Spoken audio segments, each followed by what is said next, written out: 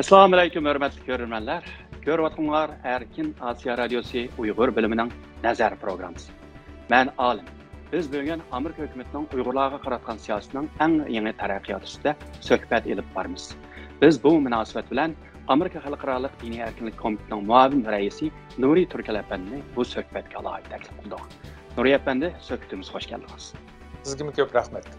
Bunda bo'lsa Nuri əpəndi, məşə Afğanistan yüz bergan bu qiyinchiliklar səbəbindən Amerika hökumətinin yaqında məşə Uyğur məsələsiga bo'lgan diqqəti çeçilib ketgan bo'lib hisoblandı. Amma shunda bo'lsa yaqında siz ham Örkeş Dövlət əpəndi, yəni ilgari Tayvan vaqəsinin lideri bo'lgan bo'lsa, bugungi kunda yəni Tayvan parlamentinin məşə kishilik huquq komitetining muavin raisi bo'lish sifati bilan yaqında Washington ziyorat qilib ketgan bo'ldi.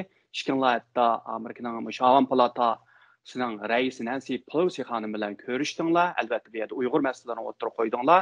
Bu albatta muhojiratga Uyg'urlarning eng diqqat qilgan bir nuqtaga aylandi.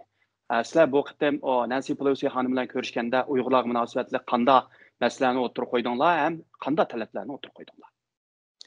Aldı bilan bugungi bu programni o'rlashtirganingiz uchun ko'p rahmat aytaman. Örkeş Dövlət hamda bizning Uyg'ur jamoatchiligiga Tonuçuq bo'lgan bir siyosiy shaxs yosh vaqtidan Xitoy rejimiga qarshi harakat bilan o'zining jasorati bilan, qaysarligi bilan dunyo jamoatchiligiga tanilgan bir Uyg'ur yigit. Endi u o'zi yaqindan beri hamda bu Tayvanning siyosat sahnasida bir asosli shaxsga aylanayotgan bir mezgilda Washingtonga bir ziyorat o'rlashtirilgan.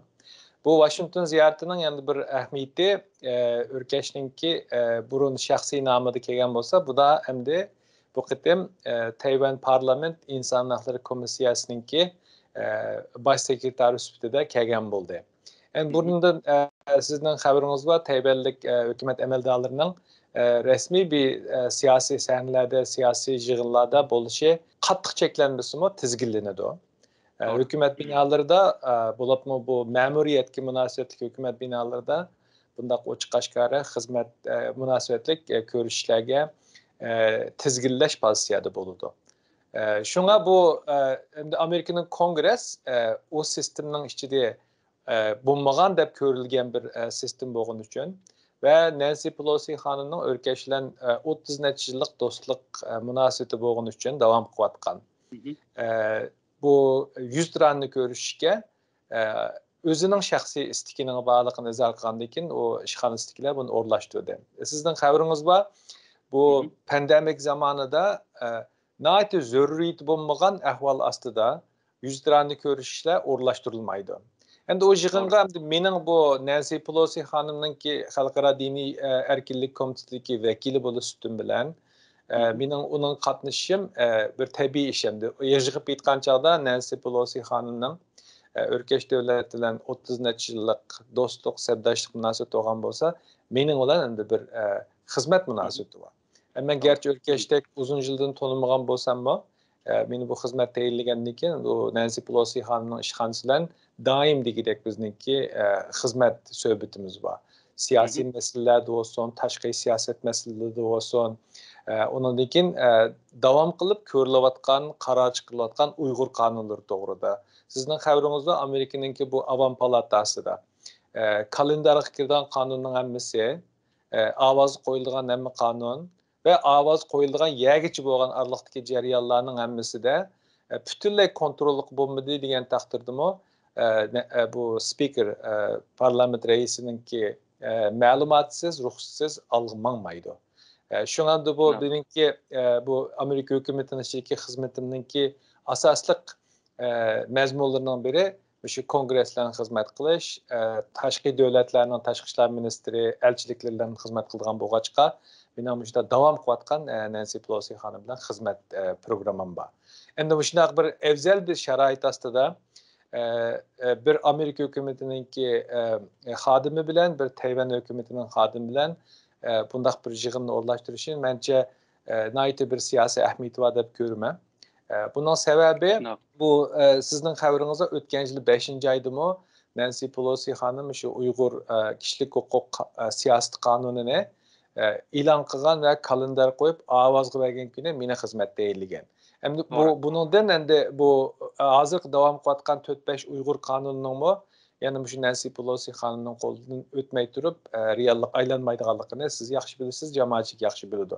Undan boshqa endi bu Tayvan munosabati, Xitoy Amerika munosabati hozirgi Amerika Biden hukumatining tashqi siyosatida Amerikaningki davlat bexatarlik masalalariga, o'zininki milliy irodasiga, qimmat ko'z qarashiga, tashqi siyosatiga taqishadigan mushtaq asosiy mazmuni bo'lgani uchun bu Amerika Kongresining bo'libmi, Kongresining raisininki Biden hukumati bilan o'xshash bir partiyaning adam bo'lish sababidan, o'zininki ta'sir kuchi sababidan bu nayt bir muhim bir omil shaxs deb ko'rildi. Endi bu munosabat Trump vaqtida mu davom qilgan. Sizning bu ishlardan, bu jarayonlardan nayt xabaringiz bor?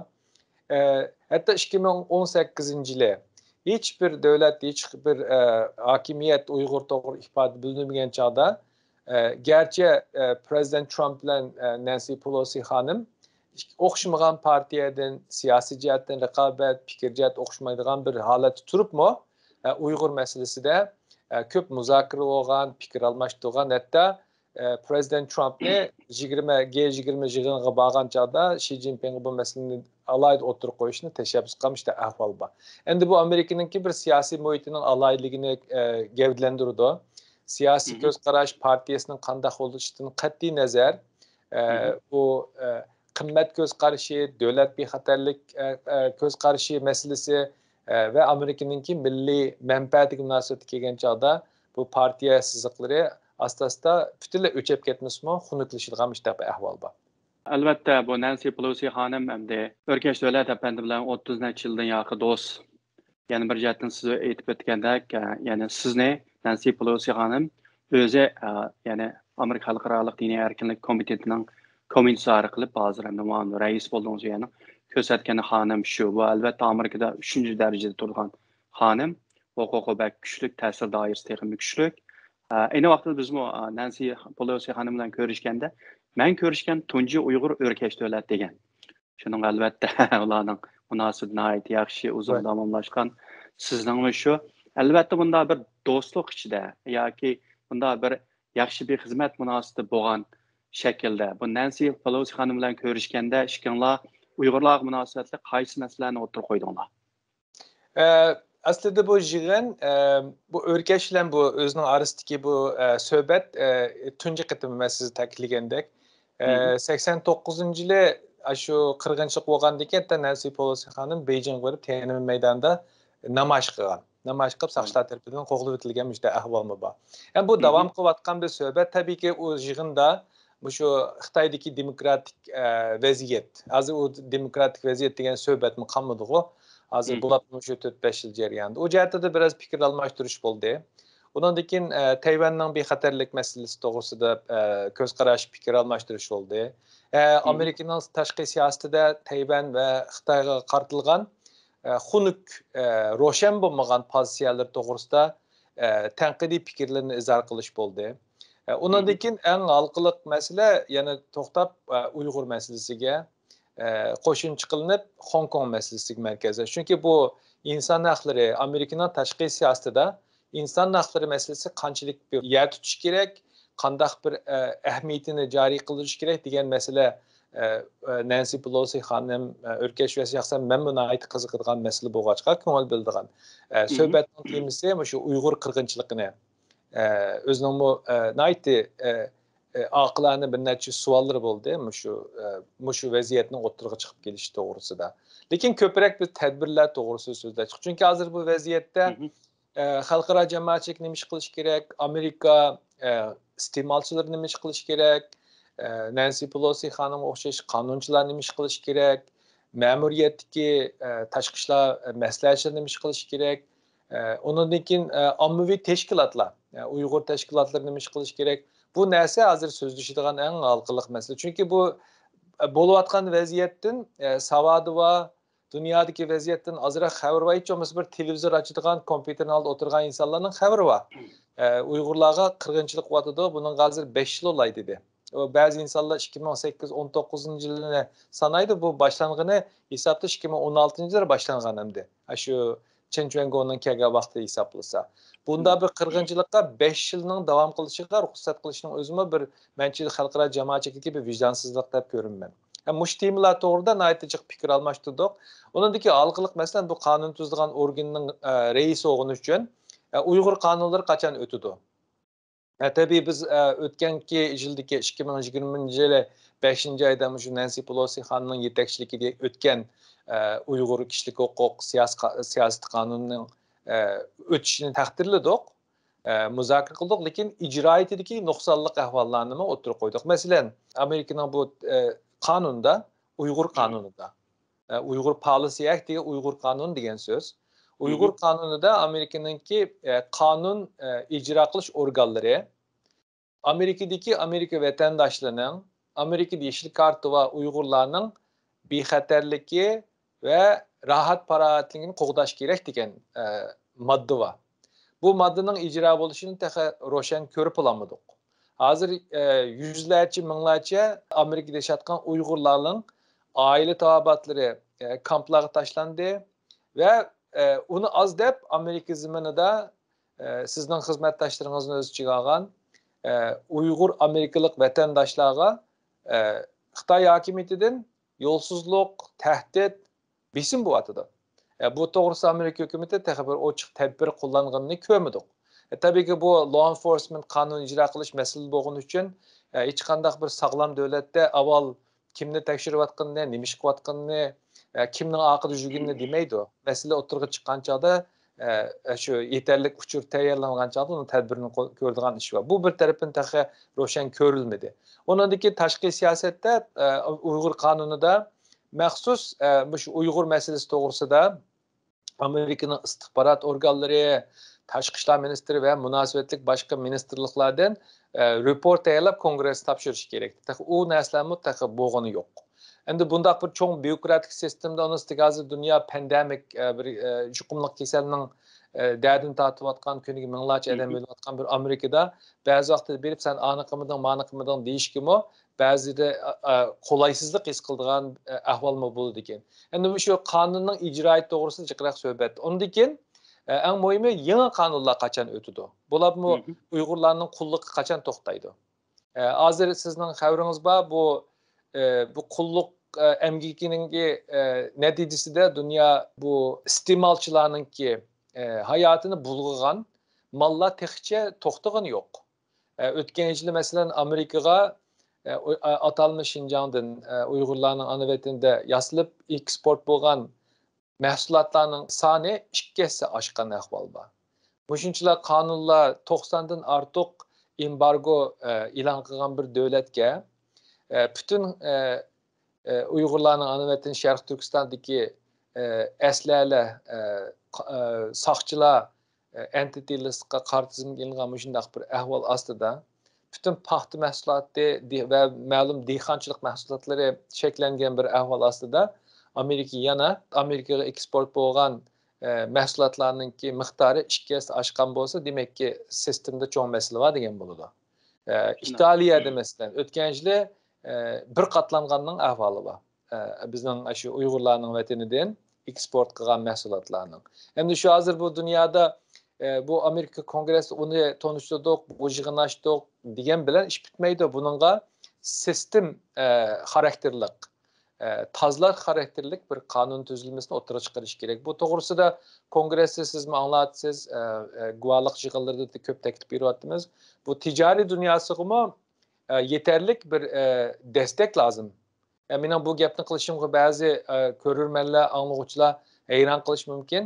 Hozir Uyg'urlarni qulluq bedeliga yasalgan mahsulotlarni Amerikaga ekayotgan Amerika shirkatlari hozir yo Xitoy yaxshi ololmaydigan yoki tijoriy axloq prinsiplarida turolmaydigan, hatto ma'lum darajada Amerikaning qonuniga xiloflik qiladigan. Chunki qulluq bedeliga yasalgan mahsulotlarning Amerikada cheklangan qonunsiz ish. Shunga bu shirkatlarni qanday qilamiz masalan? Bu shirkatlar hozir o'zining qilmishlarini to'g'rilamay yoki shu o'zidagi mavjud ta'sir kuchini Xitoylar bilan dialog ishlatib, Uyg'urlarning qulluq tuzumini amaldan qoldirishga harakat qilmay, qaytib kelib Biden hukumatiga, Kongressga lobbichilik qilib, bu mevcut bo'lgan qonunlarni jub taraydigan, ajizlashtiradigan, uning vujud chiqishini tizginlaydigan ahvol kelyapti. Ama bu kimning xizmatini qilyapti? Beijingning xizmatini qilyapti. Yani bu shunday bir fojialik ahvol ostida bizning taklifimiz izchil Kongressga yangi turdagi bir qonun tuzumini o'tirib chiqarish kerak. Bu qonun tuzumi Amerika'nın kapitalistik bozor iqtisod, ya'ni ki bu tuzumini qarshi zid olmaydigan, chunki siz bilasiz bu hukumat Amerika'nın ticaret dünyasına emir verip onu kıl bunu kıl diyemeydi. Bir bir erkin bozor egilik var bir devlet. Ama müşteri havası da bu vaziyetini corporate practice, bu ticari beriş yürüyüş, iş beceriş usulüne fakat kanuni imtiyazlarını mevcut kılış, mesela hükümetin memur organlarına yeni bir kanun tüzümlerini berpa kılıp ulanı mecbur şununla boysunuşqa zorlaş. Ondan dinkin business advisory deyimiz bu, sizin haberiniz var çıkarıp bularga bu qilmishlarning qayoqqa ketayotgan, qaysi qonun xilop o'tganligini, bo'p qilish mumkinchiliklarini bularga bildirish kerak. Hozirga qadar Trump hukumati bir qatim, Biden hukumati bir qatim bu business advisory e'lon qildi. Mush masalalarning hammasi bu bizning bu Amerikaning sistemida bu kongressninki kuchini faqat sal chog'liq unmaydi. Kongress qonun tuzib qo'ydiganlar bir organ emas.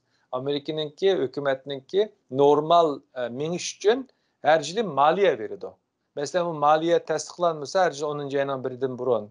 Hükümet to'xtab qolgan ahvol oldu. Şuna bu kanun tuzish, tashqi siyosat ta'sir ko'rsatish, ondan keyin bu mushundaq halqiliq masalalarda hem devletning qonunini kuchlantirgan, hem ma'muriy organlarni kuchlantirib, mushundaq qulluq tuzumga o'xshash, mushundaq irqiy qirg'inchilikqa o'xshash masalalarga inkas qaytarish majburligi bor. Hem shunga bu Nancy Pelosi hanım olsun, Tom Suozzi olsun, bu her partiden Christmas olsun, o'xshamaydigan shaxslarning hozirgi bu Uyg'ur qirg'inchiligiga bunchalik ko'ngil bilishi, o'xshash ahangda, o'xshash tonda, o'xshash niyatda so'zlashining sababi ham yuqorqidek. Chunki bu Amerikaning Kongress boshqa davlatga parlament sistemiga o'xshamaydi. O'xshamaydi va bek kuchlik. Şungalıqı portmanның küçü diyen bir söz var İngilizce'de. Şu portmanның küçü adette taşqi siyaset bulunma Uygurlarga o'xshash mega vaziyat qaqallarga ma'muriy organlardan kongressning kuchi cho'ng bo'ladi. Shundoq, Nuriy Efendi. Ammo hozir Amerika Davlat Majlisida albatta ikki el partiya, mayli Demokratik partiya bo'lsin, Cumhuriyetçi partiya bo'lsin, Xitoy masalasi kelganda bo'lib, Uyg'ur masalasi kelganda ularning ko'z qarashi asosan birdek bo'lyapti. Ammo Biden hukumati chiqqanda berimi albatta Uyg'ur masalasiga nihoyatda jiddiy ko'ngil bo'lib keldi. Xitoy hukumatining Uyg'urlarga qaratgan jinoyatlarini davomli shaklda irqiy qirg'inchilik va insoniyatga qarshi jinoyat degan bo'ldi. Ammo Biden hukumatining hozirgi ya'ni eng ko'ngil bo'lgan masalasining biri bo'lsa, klimatning, ya'ni havoning o'zgarishi, dunyoning isib ketishi, global warming. Shu sababdan Biden apandi sobiq Amerikaning tashqi ishlar ministri John Kerry'ni, ya'ni klimat elchisi tayinlagan bo'ldi. U apandim Xitoyga berib kelib bir qancha qitim suhbatlashayotgan bo'ldi. Ammo Xitoyning bu yerda o'tirib qo'ygan talabi, ya'ni Amerikaning shu Uyg'ur masalasiga tutgan o'rniga qattiq norozi. O'zgartishni, birisi o'sha genocide, irqiy qirg'inchilik bo'lsa, ya'ni birisi Sharq Turkiston islom harakatini Amerikaning tashqi ishlar ministrligining terrorizmligini chiqarib chiqib masalasi bo'lgan bo'ldi. Shuningga John Kerry apandimni o'zingiz bilgandek, Amerikaning Avam palatasida bir qancha oyning oldida o'sha Uyg'ur majburiy emgak, qulluq emgak masalasini so'ragan chog'da u apandim shu yerda Amerikaga kelgan, eksport qilingan o'sha quyosh taxtalari, masalan, solar panel, shu narsalarda Uyg'ur qulluq emgagining borligini e'tirof qildi.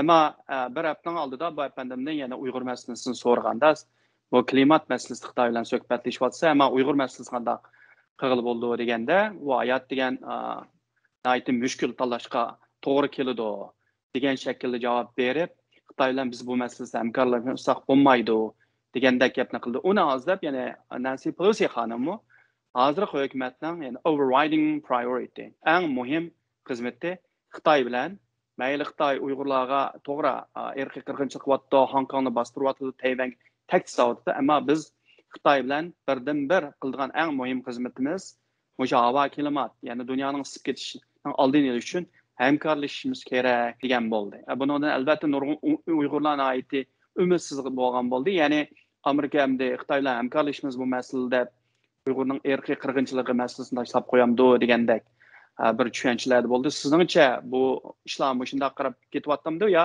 ba'zi Uyg'urlar o'ylagandek undaq umidsiz bir vaziyat yo'qmi bu yerda? Bundaq men bu savolga javob berishning oldida bir narsani eskartib o'tay. Men gerçi Amerika hukumatining xodimi bo'lsam-mu, men xizmat qiladigan organ mustaqil organ bo'lgani uchun hukumatning ichidagi. Men hem kongressmi, hem ma'muriy, executive branch president tarafining siyosatlariga tanqidiy fikr bera oladigan mushtaq bir nima bor, imkoniyatim bor. Shunga men bu yerdagi vaziyatni her iki tarafning kongressningmi, ma'muriyatningmi xizmatlarini yeterli qilolmayotganligini ko'ryapman. Bu yerda bu necha turli sabab bor. Birinchi sababi shu Afg'onistondagi qalamqonchilik. Bu Amerikaning hukumatining shu davlat bexatarlik tashqi siyosat xizmat organlaridagi oliy maslahatchilarningki bizning bu Amerikaning sistemida boshliqning boshliq bo'ldi. Boshliqning boshlig'i degan maslahatchilar. Bularninki hozir bu diqqati boshqa yerga burg'ilib ketib qoldi. Undan keyin o'ylamagan yerdan bir hokimiyat o'tirg'i chiqqani uchun u yerda. Hozir shu vaziyatlar, shu hokimiyat Amerika bilan raqobatlashayotgan bir qancha davlat, masalan Iran, Rossiya, Xitoylar bilan naiti g'alati bir munosabat bo'lgani uchun bu vaziyatni qanday normallashtirishga diqqat bakrak berilib, Uyg'ur qirg'inchiligi to'g'risida va boshqa 8 ayning 16 kundan burungi so'z temalari toza yetarli bo'lmadi. Tashqi siyosat degan shu davlatning ichidagi xalqning inkosi, iqtisodiy jihatdagi ziyon, undan keyin bu xalqaro sahnasidagi o'rniga munosabatlik vaziyatlarning asosida shakllangan bir ish bo'lgani uchun endi hozir mevcut vaziyat ve tabii ki bu bir bahane emas aslida. İnsan birim yeb turibmi yuguralaydi. Bu bir bahane.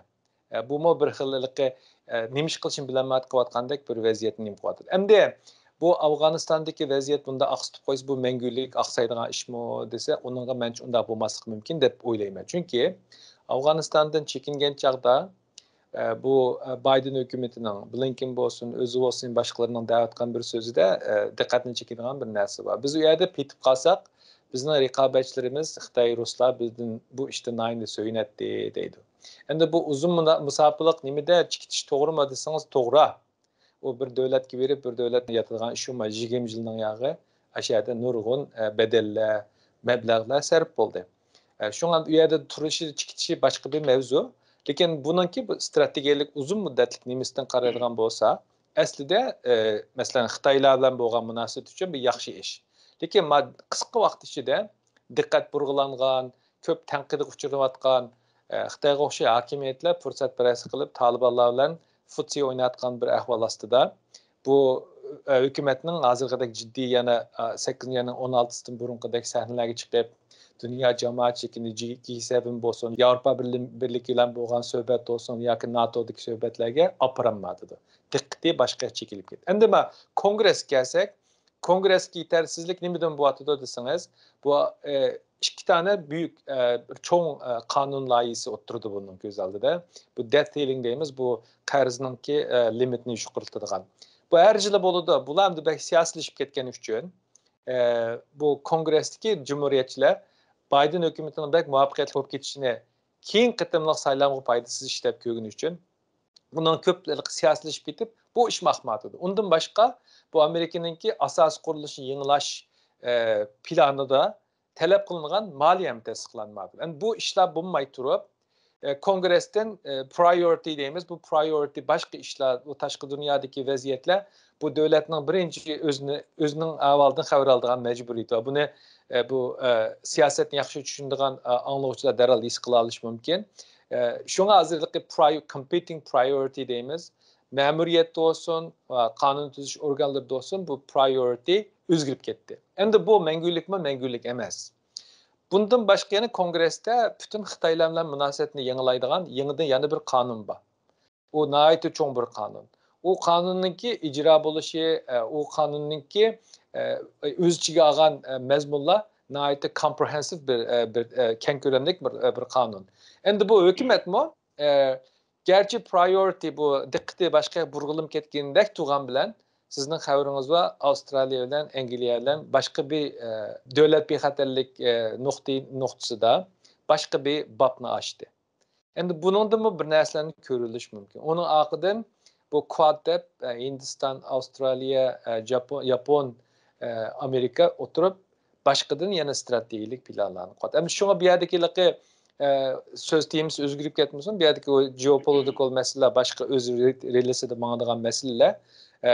Gerçi Uyg'urlar to'g'risida talada burunqidek güldürqaras söhbət, talaş tartış, tənqid bulmagan bilan bu yerda davam qilayotgan siyaset var. Amerikanın Uyghur siyaseti birinchidan Uyg'urlarga qirg'inchilik qilyapti deb buni o'tgan hukumat jakalagan, hozirgi hukumat o'yini muallashtirgan bir ahvol var. Ikkinchidan, mushu qirg'inchilikni to'xtatish uchun Xitoylarninki jamoatchilikda tanqidni davom qilgandan boshqa iqtisodiy jihatdan buni nihoyatda qimmat bir ahvolga aylantirish kerak degan narsa. Bu business advisory'ni oldida nima qildimmi, ta'kidladim.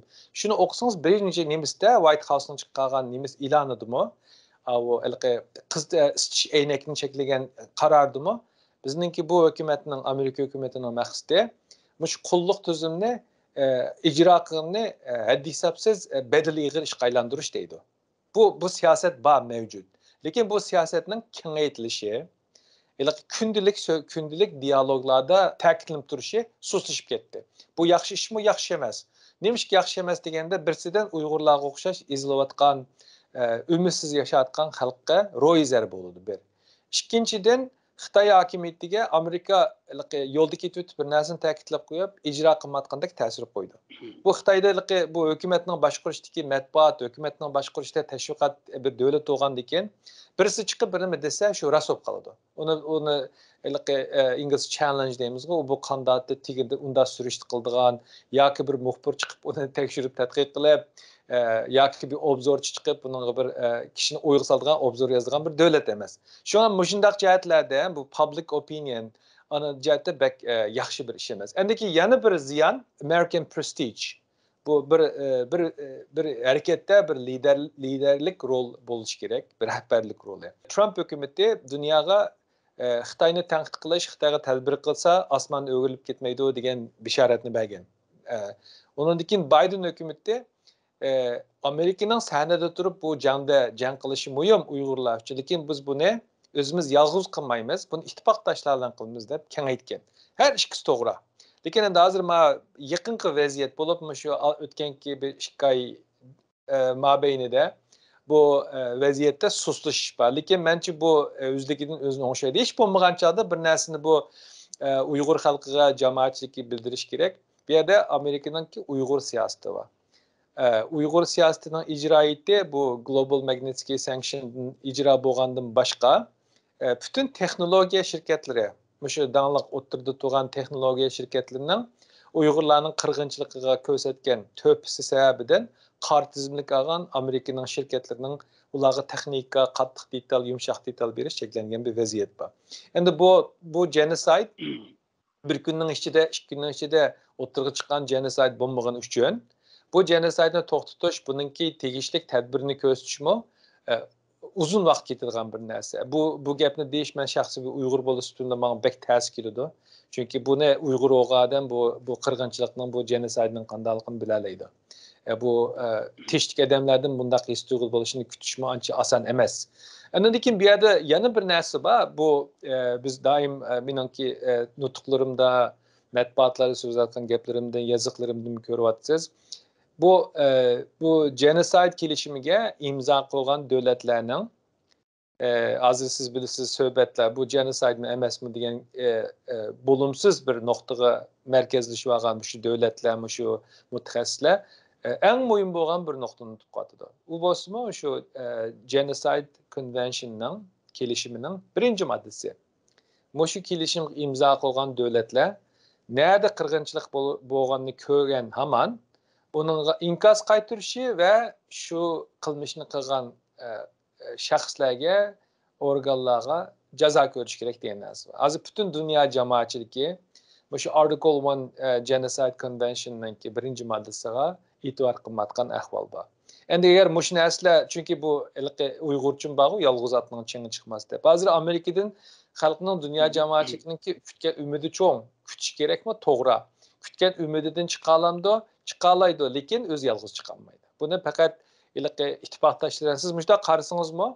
Xitoydan qolgan inkas qarab turib bir ishning bo'layotgan bo'lmayotganligini bilish mumkin. Masalan, Yevropa birligi bilan birlikda qilgan sankshiniga chiqargan inkas bilan Amerikadan yolg'iz chiqargan sankshiniga chiqargan inkasning farqini ko'ra olasiz. Bu aslida bu xalqaralashgan bunday keng ko'lamli inkas qaytirish Xitoy hokimiyati faqat kutmagan bir ahvolda. Endi uni ko'rdik. Shunga yig'ib aytgan chog'da vaziyat dünya vaziyatidagi ba'zi o'zgarishlar, taraqqiyotlar Uyg'ur xalqining zodi shu dünya sahnasidagi ahamiyati, qimmati va ularga tegishli yordam kelishninki yo'ldan to'sab qo'ygan ahvol bor. Masalan, 2001-yil sentabr voqeasidan keyin hozirgidek ahvol bor. Buning kichikroq bo'lgan. Lekin bu 20 yildan keyin yana shuning o'xshab qolgan ahvol bo'lyotdi. Lekin endi bu bir narsani eskartish kerak. Endi bu hozir yangi kelib bu Xitoy hukumat bilan ittifoqdosh bo'lgan, Xitoydan pul olayotgan hokimiyatlarmi, lingi taxta hokimiyatlar. U yana bir so'zsin, yana bir so'zsin. Shunga bu shunga buning biroz tamkinlik bilan, sovuqqonlik bilan, umidvorlik bilan pozitsiya tutishni menimcha aqloniy bir yo'l deb o'ylayman. Nuriya, bende unda oxirgi savol sizning vaqtingizni aldirash. Ya'ni Amerikaning yangi prezident Joe Biden efendim hozirgacha Xitoyning raisi Xi Jinping bilan 2 qitim telefon suhbat elib borgan bo'ldi. Bugunmi masalan Joe Biden bilan Xi Jinpingning bu yilning oxirigacha yana bir qitim telefonda so'zlashganligi aniq ma'lumotlar berildi. Sizningcha prezident Biden bu Xi Jinping bilan so'zlashgan chog'da bu Uyg'ur masalasimi yana muhim masala sifatida o'tirib qo'yamdi? Qanday qaraysiz bunga? Bu Biden hukumati Xitoy bilan bo'lgan bu tashqi siyosatini 3C harfi bilan ifodalab kelyotdi. Birisi competition deymiz, raqobat. İkincisi confrontation deymiz, bu tirkishish. Üçüncüsü cooperation, hamkorlashish. Endi hozir bu hamkorlashish masalasi, abay sizning oldingi savolingizda bu masala ta'kidlanmay o'tib qoldi. Bu muhit asrash masalasida. Bu dunyoda bu havodan nafas oladigan hech qanday bir shaxs muhitni bulg'ashni, muhitning barbod bo'lishini kutadigan, uning harakat qilgan bir ish bo'ldi deb o'ylamaymiz. Lekin bu yerdagi Amerika hukumatidagi shu Biden hukumatining hozir qilgan siyosiy xatolik bu Xitoylar bilan hamkorlashishimiz kerak deydi. Lekin bu yerda bu dunyoning bulg'unishiga eng chong to'p qo'shayotgan davlat Xitoy. Bu CO2 emission deymiz, bu karbon nemisini monoksidini chiqaradigan 25% mushlardan chiqyapti. Hatta hozir mushkullarda oldingi nimada BDT'da davlat sirtida bu ko'mir konlarga mablag' solmaymiz desa, haq chavoq chiyapti. Lekin Xitoyning davlatining ichida hozirgacha ko'mir konlarga ruxsat qilgan ahvol bor. Shu bu yerda kimga ehtiyoji bor degan bu savol so'ralmasdan, bu bizning Amerika hukumatining ishidagi ba'zi dunyo ko'rishida chunqur bo'lmagan shaxslar qandaqdir bu Xitoy bilan hamkorlashish, bu cooperation degan shu hamkorlashish suhbatidagi eng halqiliq masala deb ko'rilib boradi. Aslida u ta'tir bo'yicha kelish kerak. Aslida Beijing Washingtonga bizning bu masalani hal qilish ehtiyojimiz bor bo'lishi kerak. Biz Amerikaning poytaxtida yashaymiz. Beijingda haq ko'mirninki ichidan nafas oladi. Biz bu yerda sap havodan nafas olamiz. Beijingda haq oq ko'ylak kiyib teshib chiqsa, ko'ylakning yoqasi qop-qora bo'ladi. Bu yerda haq kechgacha ko'ylak almashtirish ehtiyoji bo'lmaydi. Pek oddiy bir masala. Lekin buni bu Xitoy hokimiyati 2008-yili dunyoning bankchisi bilan tirkashmaysa deb tashviq qilib xalqning kallasini yuvayotgandek, hozirmi shu ba'zi Amerikadagi kam aql insonlarni qandaqdir Xitoy bilan havo muhit ishida hamkorlashmasa bo'lmaydigandek ashta tashviqot qilib haqlarni mushaq akityotadi. Hamda hozir buning ta'siriga uchrashmi bu Biden hukumatining ishidami ig'ir. Masalan, siz ta'kidlab o'tgan bu sobiq tashqi ishlar ministri vaqtida nurg'un masalalar shu vaqtda buzilishga boshlagan. Bu yoq hozir o'zining imkoniyatidan foydalanib ba'zi ishlarning aqsab qolishiga sababchi bo'layotgan işte xabarlar berilyapti. Kongressda shu solar panel deymiz, bu eynek, eynikiga qulluq emgak ishlatyapti deb e'tirof qilgan kishi berib, Xitoyni bir cho'kilab kelgandan keyin buni sanction qilish bizning ishlarimizga foydasi bo'lmadi deb yuradi. Bu yerdagi bu tashqi siyosatda so'zdagi izchillik nihoyatda muhim. Qandaq so'zlarni ishlatish muhim. Qaysi yo'nalishga minish bek muhim. Şu bir yerde bütün Amerika hükümetininki ötküzüvatkan, ben bunu ammaviy sorundum, işki yığındım devatdım, bu sözde hatalık var. Bu nersi muhim. Şuna bunu biliş gerek. Hem de bu aldığımızda görüş planı boğatkan bu görüşte, yanı şu meselelerini Xitaylar götürüp çıkıdan. Xitay hükümetinin devatkan gibi hazırgıca, Alaska'dan tatip. Şinjan'ın gibini kılmayız, Şinjan'daydı bunlar, Şinjan vıntideydi. Şinjan'ın gibini kılmaysa, bütün sanctionlarını emelden kaldırırsa, Hong Kong'un gibini kılmaysa, Tayvan'a kural satmaysa degandek şundaq bolumsuz, acissiz, qığın olmaydigan şartları var. Endi bu şartlar bütün sohbetlerini to'xtatib qo'ygandan chaqni yani. Mesela Alaska'daki ammaviy sorundaki sözünü siz derhal esingiz keltirishingiz mumkin. Bu cümlenin birincisi Uyg'ur meselesi. Xitoylar o'tirib qo'ygan. Hem de hazır bir yerde Uygurlar meselesi Amerika'nın tashqi siyosadagi bir halqılık mesele. Xitoy bilan bo'lgan munosabatda. O genocide deb e'lon qilib qo'ysam bo'lmaydi. O degan bir e'lon qilganning o'zi inkas, tadbir meselesi var. Eğer o inkasni qilib qo'yib, tadbir qo'llanmasa, Biden hükümeti olsun, yoki kelishli hükümeti olsun, yoki Trump hükümeti olsun, bu ehamiyatsiz bir teşviqat kurulurdek bir narsaga aylanib qoldi. Şu an bir yerdeki mesele Prezident Biden bu meselede çın tura alışının özü aslında Amerika'nınki devlet menfaatini qo'g'daganlik oldu. Çünkü bir yerde bir siyasi vaziyet mevcut. Genocide ilan qilganning o'zi policy response, buni siyasi inkas. Onun aqıdan enforcement, implementation kelish kerak. Buni ijrosi. Ijrosi nima degan to'g'rida taqibi aniq narsa yo'q. Endi Xitoylar buni Xinjiang degan gapni oz ishlatilganga akilish mumkin. Uyg'ur demey, insan hakları demey, aşağıdaki asallık millet huquq deb burunqidek kilimlarni almashtirishga majburlash mumkin. Lekin bir yerde bu ko'rurmanlarga, hatta Beijingda, Ürümçide bunu ko'rayotgan Xitoy emadlariga yetkazgan bir mening bir mesajim var. Bu bo'lsa Amerika xalqining bu masalada qattiq pozitsiya turish imtiyozini yoki Kongress yoki prezident inkor qilolmaydi.